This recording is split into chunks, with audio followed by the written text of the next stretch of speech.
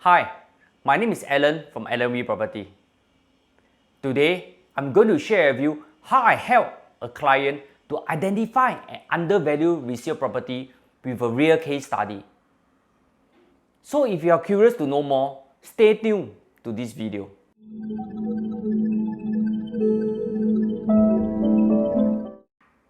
Hi, I'm a property agent with 12 years of experience since 2009. I specialize mainly in residential properties that comprise HDB, condominiums, and landed properties. I hope this channel can educate, enlighten, and empower you on your property journey. If you are new here, consider subscribing for more property-related content. Today, I'm going to share with you an undervalued property in the West. This condominium is no other than Lakepoint Condominium. Let me share more details with you. Lakepoint is located along Lakepoint Drive and off Corporation Road. It is located in Jurong. It is 5 minutes walk to Lakeside MRT station. Lakepoint is an old condo that has a balance lease of 61 years as per the recording of this video. It comprises 304 units of mainly 2, 3 and 4 bedrooms units. Most units are fairly large. A typical 3 bedrooms measure 1,900 square feet and a typical 4 bedroom unit measure 2,200 square feet. There are also penthouses and townhouses. Their size range from 2,005 to 3,005 square feet.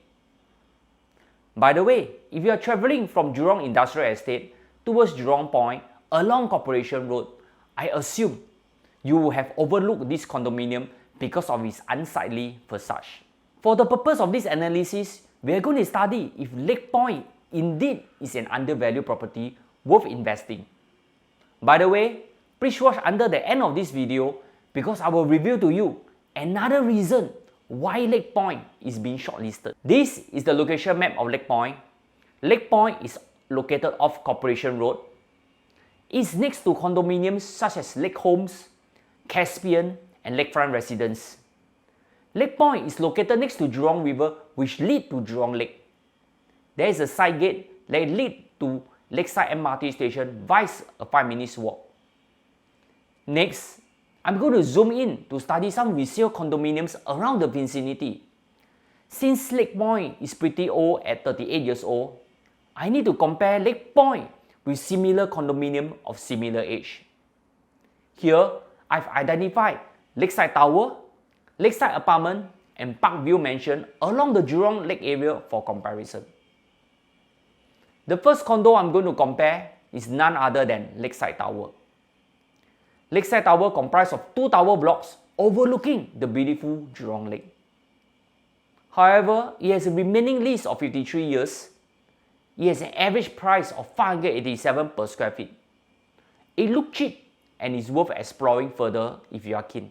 The next condo is Lakeside Apartment. Lakeside Apartment has a remaining lease of 55 years. It comprises of 2 tower blocks with spacious 3 bedroom units. Its price is however slightly higher at 736 per square feet. Parkview Mansion has 4 tower blocks. It is the oldest condominium among the 3. It has a remaining lease of 49 years. However, the average per square feet is the highest at 794 per square feet. It seems high taken into consideration its shorter tenure. Here, we shall not dive into the individual transaction as it is beyond the scope of this analysis. But if you are a property buyer, it will be good to look into the most recent past transaction rather than using the average per square feet at face value. Next, let us dive into the price metric and compare these 3 condominiums. Here, I have created a simple price matrix to be used to compare the different condominiums against the subject property. I use an Excel spreadsheet to create a table for comparison. The principle behind this is based on the comparison method. I use the per square feet as a basis for comparison. I use the average per square feet of the subject property, and in this case is Lakepoint, and use it to compare against the rest of the condominium. This is the first row. The price difference between Lakepoint and Lakeside Tower is divided by Lakepoint. The result in this case is 9%. This means that Lakepoint is 9% more expensive compared to Lakeside Tower. I repeat the calculation for Lakeside Apartment and Parkview Mansion. In this case, Lakepoint is 14% cheaper compared to Lakeside Apartment and 23% cheaper than Parkview Mansion. So in this example, can I conclude that Lakeside Tower is the cheapest in terms of per square feet and is deemed to be undervalued? But wait, is this a correct comparison? The answer is a definite no. There are also new condominiums in the vicinity. Let me study them to have a better perspective. Lakepoint Condominium is surrounded by many newer resale condominiums. To have a better perspective, I will also study the price of 3 newer resale condominium. I will use Caspian, Lakefront Residence, and the newest kid on the block, Lake Grande, for comparison. Here, Caspian is developed by Fraser Centrepoint. Caspian was launched in 2009 and was selling at an average price of 580 per square feet. It received its TOP in 2011 and is about 10 years old. Today, the average selling price is around 1,100 per square feet. Next, Lakeside Residence is located next to Lakeside MRT station. It was developed by Capital. It received its TOP in 2013 and is about 8 years old. Its average selling price today is around 1,300 per square feet. The last condo is Lake Grande. Lake Grande was developed by MCL Land. It is the newest resale condominium in Jurong. It received its TOP in 2018 and is about 3 years old.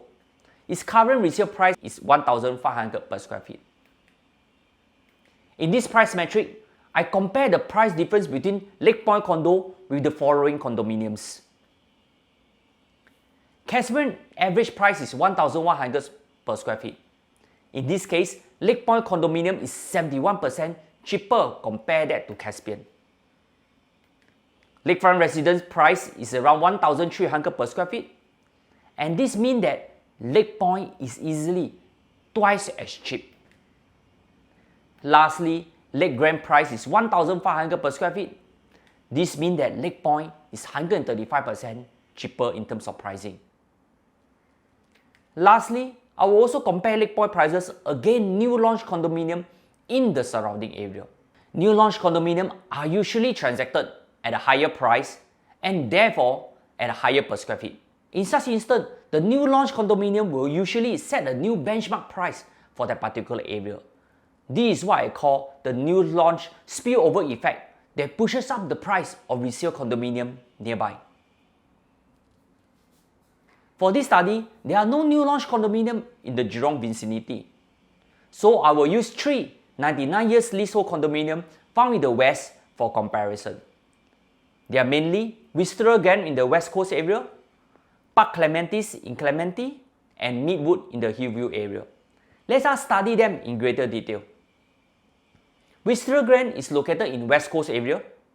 It is almost fully sold based on the recording of this video. This is a 99 years leasehold development developed by City Development Limited. The average per square foot is around 1,539 per square feet. Park Clementes, on the other hand, is located in Clementi. It is the redevelopment of Park West and that was sold en bloc in 2018. It is developed by Xinghai Group. It is a mega development that comprises 1,450 units. The current average PSF 1,646. Lastly, Midwood, which is located in the Hillview area in District 23 and is being developed by the Hong Leong Holding.